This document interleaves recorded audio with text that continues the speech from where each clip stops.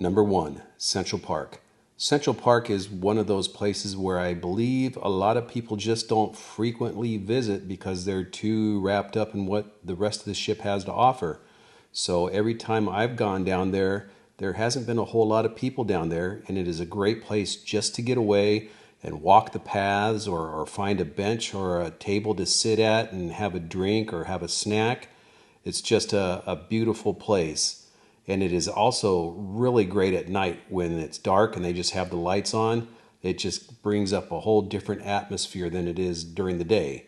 And down in Central Park is where you have a lot of the specialty restaurants. You have Chop's Grill, you have Jamie's Italian, Vintages, Park Cafe, 150 Central Park, and a couple retail stores.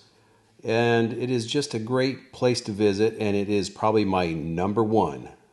Number 2, the Solarium. The Solarium is an adults-only area, and it's just a fantastic place to go to relax, hang out with other adults, or just grab yourself a lounge chair or one of those padded cabana chairs and just spend some time chilling out.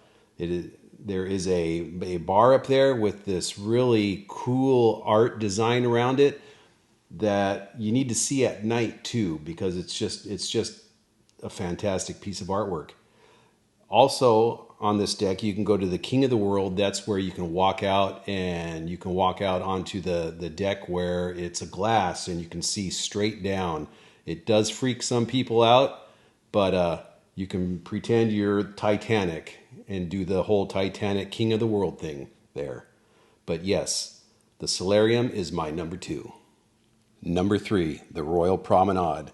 The Royal Promenade on a Oasis-class ship is much bigger and wider than, say, the Voyager class or the Freedom class, which, if you've been on any of those ships and they're having some type of special, say, sales, they're having sales specials, or they're having some type of parade or entertainment on those smaller ships, it just gets jammed up, and often if you want to get from one side of the ship to the other, you have to go up to another floor or down a floor and walk through the cabin corridors to get the other side.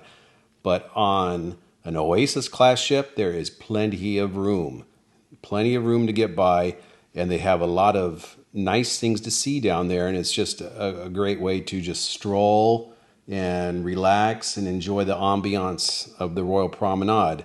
On the Royal Promenade, you have the Bionic Bar, guest services, the Rising Tide Bar, which will take you up to Central Park, a few retail stores, Next Cruise, Cafe Promenade, Sorrento's if you want some pizza, an English pub, Bolero's on the Air Club, and the Starbucks. And down there they also have another funky type of piece of artwork that is pretty cool. And yes, this is my number 3, the Royal Promenade. Number 4, Deck 16. Deck 16 is where I like to go when I want to walk and just see unobstructed views of the ocean. You're basically at the top of the ship, and you can just look over the rail and just see everything. Or you can just people watch. You can look down in the pools. You can look down in Central Park. They have the Mast Bar up there, Windjammer if you get hungry, and Hook Seafood. But it is just a great place to go and get the views. And it's one of the things I like to do the most. And that is my number 4. Number 5, last but not least, the Schooner Bar.